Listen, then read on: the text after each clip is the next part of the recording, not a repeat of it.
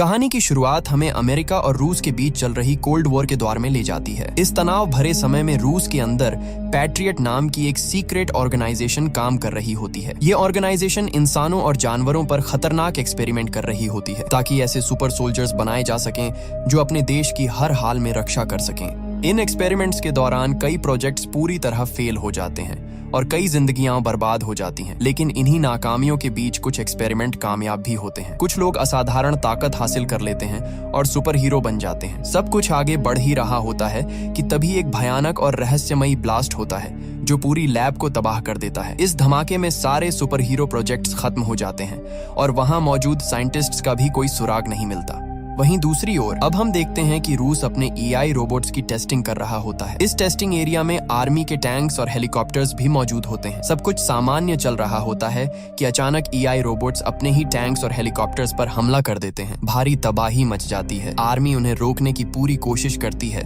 लेकिन नाकाम रहती है। एआई रोबोट्स वहां मौजूद सभी आर्मी व्हीकल्स को नष्ट कर देते हैं और टेस्टिंग करा रहे आर्मी ऑफिसर्स और टेक्नीशियंस को भी मार देते हैं। इस घटना के बाद हम डॉक्टर एवलगस को देखते हैं जो पहले पैट्रियट ऑर्गेनाइजेशन के एक साइंटिस्ट थे। अब उन्होंने खुद पर एक्सपेरिमेंट करके अपने आप को एक साइबॉर्ग में बदल लिया है। उनकी सबसे खतरनाक ताकत यह है कि वह मशीनों को अपने दिमाग से कंट्रोल कर सकते हैं। इन्हीं शक्तियों का इस्तेमाल करके डॉक्टर एवलगस इन एआई रोबोट्स को कंट्रोल करता है और यह पूरा हमला करवाता है। इसके बाद डॉक्टर एवलगस सभी एआई रोबोट्स को अपने साथ लेकर वहां से चला जाता है। इसके बाद हमें मिनिस्ट्री ऑफ डिफेंस में मेजर जनरल निकोलाई को दिखाया जाता है जिन्होंने इस पूरे हादसे से जुड़ी जानकारी को लेकर एक इमरजेंसी मीटिंग बुलाई होती है। मीटिंग के दौरान मेजर निकोलाई बताते हैं कि सन 1940 में डॉक्टर एवलगस पैट्रियट ऑर्गेनाइजेशन के टेक्निकल डिपार्टमेंट के हेड हुआ करते थे। उस समय एवलगस मॉडल 1 नाम के एक प्रोजेक्ट पर काम कर रहे थे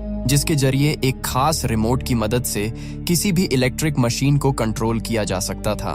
लेकिन यह एक्सपेरिमेंट पूरी तरह फेल हो जाता है जिस वजह से पैट्रियट ऑर्गेनाइजेशन उनके प्रोजेक्ट को बंद कर देती है। यही बात डॉक्टर एवलगस के अंदर नफरत की वजह बन जाती है। धीरे धीरे वह पैट्रियट के हेड प्रोफेसर विक्टर से जलने लगते हैं क्योंकि विक्टर इंसानों को सुपर हीरो बनाने वाले प्रोजेक्ट पर काम कर रहे थे और उन्हें लगातार सफलता मिल रही थी। इसी जलन और गुस्से में डॉक्टर एवलगस अपने एक्सपेरिमेंट को पूरा करने के लिए विक्टर की रिसर्च चुराने का फैसला करता है। इस दौरान कई लोग मारे जाते हैं और आखिरकार इस अपराध की वजह से डॉक्टर एवलगस को जेल भेज दिया जाता है। लेकिन जेल भी उसे ज्यादा समय तक नहीं रोक पाती। कुछ समय बाद वह किसी तरह जेल से भाग निकलता है और जाकर अपनी पुरानी लैब में छुप जाता है। जब मिलिट्री को इसकी खबर मिलती है तो वह डॉक्टर एवलगस को पकड़ने के लिए उसकी लैब पर रेड करने जाती है, मगर एवलगस को पहले से ही अंदाजा होता है कि मिलिट्री वहां जरूर पहुंचेगी, इसलिए वह लैब में पहले ही एक बम प्लांट कर देता है। जैसे ही मिलिट्री लैब में दाखिल होती है जोरदार धमाका होता है। पूरा इलाका तबाह हो जाता है और वहां मौजूद सभी मिलिट्री पर्सनल मारे जाते हैं। लैब पूरी तरह से डिस्ट्रॉय हो जाती है। इस एक्सप्लोजन के बाद मिनिस्ट्री ऑफ डिफेंस को यही लगता है कि शायद डॉक्टर एवलगस भी इस धमाके में मारा गया है, लेकिन हकीकत इससे बिल्कुल अलग होती है। डॉक्टर एवलगस किसी तरह जिंदा बच जाता है। इतना ही नहीं, इस धमाके से निकले खतरनाक केमिकल्स उसके शरीर को पूरी तरह बदल देते हैं। इसी के बाद डॉक्टर एवलगस खुद पर आखिरी और सबसे खतरनाक एक्सपेरिमेंट करता है और खुद को एक साइबॉर्ग में बदल लेता है। अब मिनिस्ट्री ऑफ डिफेंस एक बड़ा फैसला लेती है। वे उन सुपर हीरोज को ढूंढने का निर्णय लेते हैं जो पहले डॉक्टर एवलगस के एक्सपेरिमेंट्स से बनाए गए थे ताकि उन्हीं की मदद से डॉक्टर एवलगस को रोका जा सके। वहीं दूसरी ओर हम डॉक्टर एवलगस को देखते हैं जो अलग अलग जगहों से मिलिट्री व्हीकल्स और इक्विपमेंट्स चुरा रहा होता है। इसी बीच मीटिंग खत्म होने के बाद ministry of defence secret organisation patriot को दोबारा से एक्टिव करने का फैसला लेती है। इस बार पैट्रियट की कमान मेजर एलिना लेरिना को सौंपी जाती है। मेजर एलिना अपनी टीम बनाती है और सुपर हीरोज को ढूंढने का मिशन शुरू करती है जिसे नाम दिया जाता है गार्डियंस। थोड़ी रिसर्च के बाद टीम को सुपर हीरोज की लोकेशंस का पता चल जाता है जिसके बाद मिलिट्री उन्हें खोजने के लिए निकलती है। सबसे पहले वे लर नाम के सुपर हीरो तक पहुंचते हैं जो आर्मेनिया के एक पुराने टेम्पल में रहता होता है। अब वह दुनिया से कट चुका होता है और एक सन्यासी की तरह जिंदगी जी रहा होता है। मेजर एलिना वहां पहुंचकर उससे बात करती है और उसे पैट्रियट प्रोजेक्ट में वापस आने के लिए कहती है, लेकिन लर साफ मना कर देता है। गुस्से और दर्द के साथ वह अपनी ताकत दिखाता है और वहां पड़े भारी पत्थरों को हवा में उड़ा देता है जिससे माहौल एक बार फिर तनाव से भर जाता है। मगर जब एलिना लर को डॉक्टर एवलगस और हाल ही में मिलिट्री ट्रेनिंग बेस पर हुए हमले के बारे में बताती है तो लर का रवैया बदल जाता है। डॉक्टर एवलगस्ट का नाम सुनते ही उसके चेहरे पर गुस्सा साफ नजर आने लगता है। आखिरकार वह पैट्रियट प्रोजेक्ट में काम करने के लिए मान जाता है, क्योंकि अब वह डॉक्टर एवलगस्ट से बदला लेना चाहता होता है। इसके बाद हम खान नाम के एक और सुपर हीरो को देखते हैं। कुछ एजेंट्स उस पर अपनी कारों से हमला कर रहे होते हैं, लेकिन खान के पास सुपर स्पीड और घातक सुपर ब्लेड्स की ताकत होती है। वह पलक झपकते ही उन कारों के बीच पहुंच जाता है और अपनी ब्लेड्स से कारों को बीच से काट देता है। कुछ ही पलों में सभी एजेंट्स मारे जाते हैं। इसके बाद खान सामने खड़े लर को देखता है। लर उसे डॉक्टर एवलगस्ट से बदला लेने के लिए अपने साथ चलने को कहता है। खान एक पल सोचता है और फिर बिना कुछ कहे उसके साथ जाने के लिए तैयार हो जाता है। दूसरी ओर कहानी हमें साइबेरिया ले जाती है, जहां मिलिट्री तीसरे सुपर हीरो को ढूंढने पहुंची होती है। यह सुपर हीरो आर्सस होता है, जो एक अबैंडन्ड केबिन में रह रहा होता है। जैसे ही आर्सस मिलिट्री को देखता है, वह अपने बीस्ट फॉर्म में बदल जाता है। उसका रूप एक खतरनाक जानवर जैसा हो जाता है। आर्सस मिलिट्री पर हमला कर देता है और उन्हें मारना शुरू कर देता है। इसी दौरान उसकी नजर खान और लर पर पड़ती है। जब उसे पता चलता है कि वे दोनों डॉक्टर एवलगस्ट से बदला लेना चाहते हैं, तो आर्सस भी उनके साथ जाने के लिए मान जाता है। अब कहानी आगे बढ़ती है और हमें मॉस्को में एक सर्कस शो दिखाया जाता है। यहाँ जिनिया नाम की एक लड़की अपनी परफॉर्मेंस कर रही होती है। वह एक बड़े पुल में छलांग लगाती है और पानी में कूदते ही गायब हो जाती है। दरअसल जिनिया के पास पानी में गायब होने की सुपर पावर्स होती हैं। शो खत्म होने के बाद जिनिया अपने ड्रेसिंग रूम में होती है। तभी अचानक वहाँ खान आ जाता है। खान को देखते ही जिनिया चौंक जाती है और उस पर हमला कर देती है। खान अपनी सुपर स्पीड का इस्तेमाल करके उससे दूर जाकर खड़ा हो जाता है और उसे समझाने की कोशिश करता है कि वे दोस्त हैं, लेकिन जिनिया उसकी बात नहीं सुनती और दोबारा उस पर हमला कर देती है। तभी वहां लर आ जाता है। जिनिया उससे भी फाइट करने लगती है, लेकिन लर उसे हरा देता है। इसके बाद वहां आर्सस आता है। वह जिनिया को बताता है कि सुपर पावर्स की वजह से हम सभी अब तक जवान हैं। 40 साल बीत चुके हैं, लेकिन आज भी हमारी उम्र वही की वही है। आर्सस यह भी कहता है कि जिसने हमें ऐसा बनाया है, अगर तुम भी उससे बदला लेना चाहती हो तो तुम हमारे साथ आ सकती हो। इसके बाद सभी लोग हेडक्वार्टर पहुंच जाते हैं। वहां जिनिया उन्हें बताती है कि उसे सिर्फ सन 1978 तक की ही मेमोरी याद है। उसके बाद का सब कुछ उसके दिमाग से मिट चुका है। वह बताती है कि डॉक्टर्स ने उसे शिवास्तुपुल के पास पाया था, लेकिन कोई भी उसकी पहचान नहीं कर सका। उसके हाथ में पहनी एक रिंग से ही उसका नाम पता चला था। डॉक्टर्स ने उससे कहा था कि वक्त के साथ उसकी याददाश्त वापस आ सकती है, लेकिन अब तक ऐसा नहीं हुआ है। जिनिया यह भी बताती है कि उसकी उम्र न बढ़ने की वजह से उसे जिंदगी में कई मुश्किलों का सामना करना पड़ा है। उसे बार बार अपनी लोकेशन बदलनी पड़ी ताकि लोग उस पर शक न करें और वह लोगों की नजरों से दूर रह सके। इसके बाद जिनिया अपनी पावर्स के बारे में बताती है। वह पानी में गायब हो सकती है और हालात के हिसाब से अपने शरीर का टेम्परेचर भी बदल सकती है। उनकी बातचीत अभी चल ही रही होती है कि तभी एलेना की टीम का एक मेंबर वहां आता है और बताता है कि उन्होंने डॉक्टर एवगस्ट की लोकेशन ट्रेस कर ली है। डॉक्टर एवगस्ट एक जंक यार्ड में मौजूद है, जिसे वह अपने कमांड सेंटर की तरह इस्तेमाल कर रहा है। ये खबर सुनते ही सभी सुपर हीरो जंक यार्ड पहुंच जाते हैं। वहां तेज बारिश शुरू हो जाती है। बारिश का फायदा उठाकर जिनिया पानी में गायब हो जाती है और बिना डरे आगे बढ़ने लगती है। वहीं बाकी चारों अलग अलग दिशाओं में बंटकर डॉक्टर एवगस्ट को ढूंढने लगते हैं। इसी बीच अचानक हेडक्वार्टर से उनका सिग्नल टूट जाता है।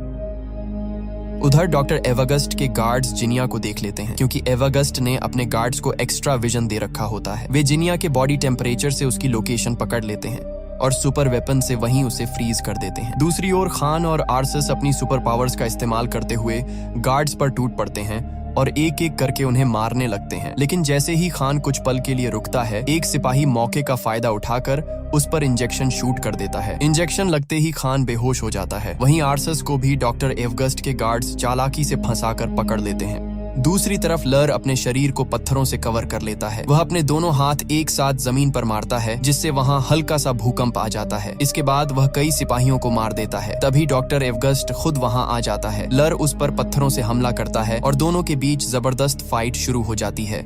लेकिन डॉक्टर एवगस्ट पर लर के हमलों का कोई असर नहीं होता। एवगस्ट लर को बुरी तरह पीटता है और उसे घुटनों पर लाकर उसकी कमर तोड़ देता है। लर गंभीर रूप से घायल हो जाता है। इसके बाद डॉक्टर एवगस्ट सभी को एक मैग्नेटिक शील्ड वाले चेंबर में बंद कर देता है। वहां वह उनसे कहता है कि उसे पहले से पता था कि वे सब यहाँ आएंगे, इसलिए उसने अपने गार्ड्स को उनसे लड़ने के लिए सुपर वेपन्स से लैस कर दिया था। इसके बाद वह उन सभी को अपने साथ जुड़ने का ऑफर देता है, लेकिन आर्सस साफ मना कर देता है। अब डॉक्टर एवगस्ट अपने कंट्रोल में लिए हुए चोरी किए गए टैंक्स और मिलिट्री व्हीकल्स को एक्टिव करता है और शहर पर हमला कर देता है, जिसमें बड़ी संख्या में लोगों की जान चली जाती है। इसके बाद हमें न्यूज दिखाई जाती है जिसमें बताया जाता है कि मिलिट्री टैंक्स चोरी हो चुके हैं और एक अनजान दुश्मन अपनी आर्मी के साथ मॉस्को की तरफ बढ़ रहा है। हालात लगातार बिगड़ते जा रहे होते हैं। इसी बीच हम डॉक्टर एवगस्ट और मेजर जनरल निकोलाई को एक साथ देखते हैं। यहीं पर यह बड़ा खुलासा होता है कि मेजर निकोलाई ने ही डॉक्टर एवगस्ट के साथ एक सीक्रेट डील की थी। डील ये थी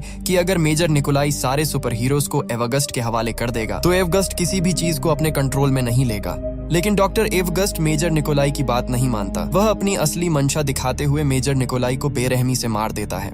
असल में डॉक्टर एवगस्ट का मकसद सिर्फ बदला नहीं बल्कि पूरी दुनिया को अपने कंट्रोल में लेना होता है। इसके लिए वह एक विशाल टावर को उखाड़कर हेलीकॉप्टर्स की मदद से फेडरेशन टावर के पास ले जाता है। उसका प्लान दोनों टावर्स को आपस में जोड़कर रशियन सैटेलाइट को सिग्नल भेजना होता है। जैसे ही यह सिस्टम एक्टिव होगा, सारी सैटेलाइट्स उसके कंट्रोल में आ जाएंगी और फिर दुनिया की कोई भी मशीन उससे बच नहीं पाएगी। इसी दौरान मेजर एलेना कमांड सेंटर से लर को हेडक्वार्टर ले आती है। जब लर को होश आता है तो वह मेजर एलेना को बताता है कि बेहोशी की हालत में उसने अपनी बेटी को देखा था। उसने अपनी बेटी को बूढ़ा होते और अपनी आंखों के सामने मरते हुए देखा। सुपर पावर्स की वजह से उसकी उम्र नहीं बढ़ी, लेकिन उसकी बेटी वक्त के साथ बूढ़ी होती चली गई। यह याद उसे अंदर से तोड़ चुकी होती है। कुछ ही देर बाद प्रोफेसर विक्टर मेजर एलेना से मिलने आते हैं। वह बताते हैं कि वह कई सालों से छुप कर रह रहे थे, लेकिन जब उन्होंने न्यूज में एवगस्ट को देखा तो उन्हें वापस आना पड़ा। विक्टर कहता है कि एवगस्ट को हराने के लिए उनकी मदद बेहद जरूरी है। वह तुरंत लर का इलाज शुरू कर देता है और मेजर एलिना को एवगस्ट की लैब के बारे में जरूरी जानकारी देता है। इसके बाद मेजर एलिना अपनी टीम के साथ एवगस्ट की लैब पर पहुंचती है। वहां वे सभी गार्ड्स को मारकर गार्डियंस को आजाद करा लेते हैं। आर्सस मेजर एलिना को बताता है कि हर दिन वह एक जानवर में बदलता जा रहा है और उसे डर है कि कहीं वह हमेशा के लिए जानवर ही न बन जाए। एलिना उसे भरोसा दिलाती है कि ऐसा कभी नहीं होने देगी और शायद प्रोफेसर विक्टर उसे ठीक कर सकें। उधर हम प्रोफेसर विक्टर को एवगस्ट की लैब में उसके प्रोजेक्ट्स की स्टडी करते हुए देखते हैं। तभी अचानक वहां डॉक्टर एवगस्ट आ जाता है। विक्टर उसे देखते ही कहता है कि उसने उसके साथ धोखा किया है और सुपर हीरो प्रोजेक्ट पर अकेले काम करके उसके साथ गलत किया है। एवगस्ट गुस्से में कहता है कि अब वह पूरी दुनिया को बताएगा कि असली जीनियस कौन है। यह कहकर वह वहां जहरीली गैस छोड़ देता है और चला जाता है, जिससे विक्टर बेहोश हो जाता है। इसके बाद डॉक्टर एवगस्ट दोनों टावर्स को जोड़कर स्पेस ट्रांसमीटर को सेट करता है। जैसे ही वह सिस्टम को एक्टिव करता है, मेजर एलिना और उसकी टीम को इसकी जानकारी मिल जाती है। मेजर एलिना तुरंत फाइटर जेट्स को डॉक्टर एवगस्ट पर हमला करने का आदेश देती है, लेकिन डॉक्टर एवगस्ट अपनी रोबोट आर्मी की मदद से सभी फाइटर जेट्स को तबाह कर देता है। दूसरी ओर हम एक ऊंची बिल्डिंग पर खान और एलिना को खड़े हुए देखते हैं। खान एलिना को बताता है कि एक फाइट के दौरान अपने भाई को हराने की कोशिश में वह अपनी सुपर पावर्स पर काबू नहीं रख पाया और गलती से अपने ही भाई को मार बैठा। यह बात आज भी उसे अंदर से खाई जा रही होती है। इसके बाद एलिना हेडक्वार्टर में सभी को बताती है कि उसने उन सभी के लिए खास सुपर सूट्स और वेपन्स तैयार किए हैं जो उनकी सुपर पावर्स को और भी ज्यादा बढ़ा देंगे। वह सबसे पहले आर्सस को एक ऑटोमेटिक कैनन देती है जो उसके नर्वस सिस्टम से कनेक्ट होगी और जहां भी आर्सस फोकस करेगा वहीं पर फायर करेगी। जिनिया को एक ऐसा सूट दिया जाता है जिससे वह कभी भी गायब हो सकती है। अब उसे गायब होने के लिए पानी की जरूरत नहीं होगी और वह जिस चीज को छुएगी वह चीज भी उसके साथ गायब हो जाएगी। वहीं लर के सूट में खास स्टोन्स लगे होते हैं जिनकी मदद से वह अपनी पावर्स का इस्तेमाल करते हुए कहीं भी पत्थरों का चाबुक बना सकता है। इसके बाद हमें खान का सूट दिखाया जाता है जिसमें पहले से कहीं ज्यादा शार्प और खतरनाक 2 ब्लेड्स लगे होते हैं। खान का यह सूट इस तरह डिजाइन किया गया होता है कि उस पर गोलियों और इंजेक्शंस का कोई असर नहीं पड़ता। इसके बाद सभी अपने अपने नए सूट्स और वेपन्स के साथ ट्रेनिंग शुरू करते हैं। लगातार कड़ी ट्रेनिंग और मेहनत के बाद वे सभी अपने सूट्स और हथियारों को पूरी तरह कंट्रोल करना सीख जाते हैं। वहीं दूसरी ओर डॉक्टर एवगस्ट रशियन सैटेलाइट को सिग्नल भेजने के लिए दोनों टावर्स को चार्ज कर रहा होता है। उसका प्लान साफ होता है। जैसे ही स्पेस ट्रांसमीटर एक्टिव होगा, सैटेलाइट को सिग्नल भेज दिया जाएगा। इन सब को रोकने के लिए गार्डियंस के पास अब सिर्फ 1 घंटे का समय बचा होता है। मेजर एलिना दोनों टावर्स के चारों तरफ बनी शील्ड को बंद करने के लिए एक प्लान तैयार करती है। प्लान के मुताबिक शील्ड बंद होते ही सभी को तुरंत वहां से निकलना होगा, क्योंकि इसके बाद मिलिट्री मिसाइल्स की मदद से दोनों टावर्स को तबाह कर दिया जाएगा। प्लान के अनुसार सभी आगे बढ़ते हैं। लर एक सीक्रेट टनल की मदद से पहले टावर में घुस जाता है और अपने इलेक्ट्रिक चाबुक से वहां मौजूद सभी गार्ड्स को मार देता है। दूसरी ओर आर्सस अपने ऑटोमेटिक कैनन से दूसरे टावर के गार्ड्स को खत्म करता है, जिसमें जिनिया गायब होकर उसका साथ देती है। गार्ड्स को मारने के बाद जिनिया और आर्सस लर के पास उसकी बिल्डिंग में पहुंच जाते हैं। इसी दौरान खान भी अपने प्लेन की मदद से दोनों टावर्स के पास पहुंच जाता है, लेकिन तभी डॉक्टर एवगस्ट के AI रोबोट्स खान के प्लेन पर हमला कर देते हैं। हमला इतना जबरदस्त होता है कि प्लेन पूरी तरह डैमेज हो जाता है। खान को प्लेन से कूदने में परेशानी होने लगती है। उधर लर, जिनिया और आर्सस एक बहुत बड़े पाइप पर चलते हुए डॉक्टर एवगस्ट के मेन टावर की तरफ बढ़ रहे होते हैं। तभी एवगस्ट के गार्ड्स वहां पहुंच जाते हैं और उन पर फायरिंग शुरू कर देते हैं। गोलियों की बौछार के बीच आर्सस का पैर पाइप से फिसल जाता है और वह नीचे लटक जाता है। उसी वक्त लर अपने इलेक्ट्रिक चाबुक की मदद से एक शील्ड बना लेता है और ठीक उसी समय खान प्लेन से छलांग लगाकर उन गार्ड्स के नीचे लगे पाइप को काट देता है। पाइप टूटते ही सारे गार्ड्स नीचे गिर जाते हैं और वहीं मारे जाते हैं। उधर लैब में एलिना को प्रोफेसर विक्टर बहुत ही बुरे हाल में मिलते हैं। कमजोर आवाज में विक्टर उसे बताते हैं कि अगर सभी सुपर हीरो अपनी पावर्स को एक साथ मिला लें तो वे एक बेहद शक्तिशाली एनर्जी पैदा कर सकते हैं। वही एनर्जी डॉक्टर एवगस्ट को हराने का एकमात्र तरीका है। दूसरी तरफ गार्डियंस लगातार गार्ड्स को मारते हुए एनर्जी जनरेटर तक पहुंच जाते हैं। वहां जिनिया अपने शरीर का टेम्परेचर बढ़ाकर जनरेटर को पकड़ लेती है। यह उसके लिए बेहद दर्दनाक होता है, लेकिन फिर भी वह हिम्मत नहीं हारती। जिनिया जनरेटर में शॉर्ट सर्किट कर देती है, जिससे वह बंद हो जाता है। ऐसा करते ही वह बेहोश होकर गिरने वाली होती है, लेकिन आर्सस उसे संभाल लेता है। जनरेटर बंद होते ही उस टावर की शील्ड हट जाती है। यह देखकर एलिना और उसकी टीम खुश हो जाती है। वे तुरंत उस टावर पर मिसाइल अटैक का आदेश देना चाहते हैं, लेकिन एलिना उनसे गार्डियंस के बाहर निकलने तक थोड़ा समय मांगती है। इसी दौरान गार्डियंस सीधे डॉक्टर एवगस्ट से लड़ने चले जाते हैं। आर्सस उस पर अपने कैनन से फायर करने ही वाला होता है, लेकिन एवगस्ट उसकी मशीन को कंट्रोल करके बंद कर देता है। इसके बाद लर अपने इलेक्ट्रिक चाबुक से हमला करता है, मगर एवगस्ट उसका चाबुक पकड़कर उसे दूर फेंक देता है। खान भी उस पर अटैक करता है, लेकिन एवगस्ट उसे भी हवा में उछालकर दूर गिरा देता है। तभी जिनिया अपनी पावर से लर को गायब कर देती है। लर अचानक सामने आकर अपने इलेक्ट्रिक चाबुक से एवगस्ट को पकड़ लेता है। खान दोबारा हमला करने की कोशिश करता है, लेकिन एवगस्ट अपनी एनर्जी से चाबुक को तोड़ देता है और सभी को एक साथ दूर फेंक देता है। आर्सस अपने बीस्ट मोड में आकर एवगस्ट पर हमला करता है, लेकिन अब एवगस्ट इतना पावरफुल हो चुका होता है कि वह एक ही मुक्के में आर्सस को नीचे गिरा देता है। इसी बीच खान की नजर ऊपर उड़ रहे एक प्लेन पर पड़ती है। वह अपने दोनों ब्लेड्स को रस्सी से जोड़कर प्लेन पर फेंकता है और उसी के सहारे उड़ते हुए आगे बढ़ने लगता है। तभी मिलिट्री दोनों टावर्स पर मिसाइल लॉन्च कर देती है, लेकिन टावर्स तक पहुंचने से पहले ही एवगस्ट उन्हें कंट्रोल करके आसमान में ही नष्ट कर देता है। इसके बाद एवगस्ट उस प्लेन को भी अपने कंट्रोल में ले लेता है और उसे नीचे गिराने ही वाला होता है। तभी खान रस्सी काट देता है और सभी नीचे नदी में गिर जाते हैं। वहां मेजर एलिना उन्हें वही बात बताती है जो विक्टर ने कही थी। अगर वे सभी अपनी पावर्स को एक साथ मिला लें तो वे इतनी ज्यादा एनर्जी बना सकते हैं जो डॉक्टर एवगस्ट को हरा सकती है। गार्डियंस ऐसा ही करते हैं और अपनी सारी पावर्स लर को ट्रांसफर कर देते हैं। लर के अंदर इतनी जबरदस्त एनर्जी जमा हो जाती है कि जब वह उसे टावर्स की तरफ छोड़ता है तो वहां एक भयानक ब्लास्ट होता है। दोनों टावर्स पूरी तरह तबाह हो जाते हैं और डॉक्टर एवगस्ट भी मारा जाता है। इसके बाद न्यूज में दिखाया जाता है कि मॉस्को को मिलिट्री ने एक अनजान दुश्मन से बचा लिया है। असल में गार्डियंस की पहचान अभी तक पब्लिक नहीं की गई होती है। सब कुछ खत्म होने के बाद एलिना सभी गार्डियंस को धन्यवाद कहती है। इसी हादसे के बाद जिनिया की याददाश्त भी वापस आ जाती है। अब सभी वहां से जाने लगते हैं, लेकिन तभी मेजर एलिना उन्हें बताती है कि बाकी के गार्डियंस भी मिल गए हैं और इसी के साथ ये फिल्म यहीं पर खत्म हो जाती है। हम उम्मीद करते हैं कि आपको यह सुपर हीरो फैंटेसी मूवी पसंद आई होगी। बाकी अगर आप ऐसी और मूवीज देखना चाहते हैं तो कमेंट बॉक्स में उनके नाम जरूर सजेस्ट करें। हम कोशिश करेंगे कि उनमें से बेस्ट मूवीज को चुनकर जल्दी वीडियो बनाएं। फिलहाल आज के वीडियो में बस इतना ही, लेकिन हम फिर जरूर मिलेंगे एक नई और इंटरेस्टिंग कहानी के साथ। तब तक के लिए धन्यवाद।